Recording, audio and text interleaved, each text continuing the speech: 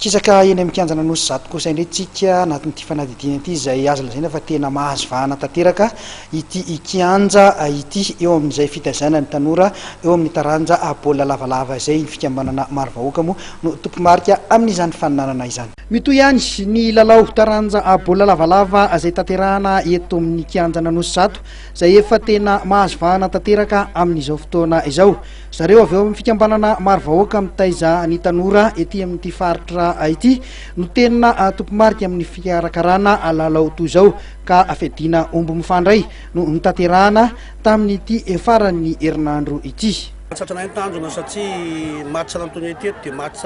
voakaradalana na tsisy disadisana dia ady ny joueur fa tena voafie ary tena mitaiza mihitsy tena nitazaina mihitsy izy amin'ny lalana ny sport zay nefa tsy niomana tamin'io fa tena mba hisaotra anreto kliby reto zay zay ny anjaranjara tamin'ity finaliny ity dia manana tetika asa ohatr' zao zay hoe mitetika asa ohatr' zao zany zay hoe mba mangataka an'izay malala-tanana zay fa mba hisy tena fiarahanay misakafo amin'ireo ankizy ireo nofikena mitapevanana zay tena sakafo mihitsy no ataonay zay kliby nanjay anjara tamin'ity match nataonay ity zany dia asaina mihitsy hiary sakafo aminay tompona anjaikitsy zay hoe nofikena mitapevanana ka dia mba mangataka malala-tanana zay mba hanampy anay foatsabe.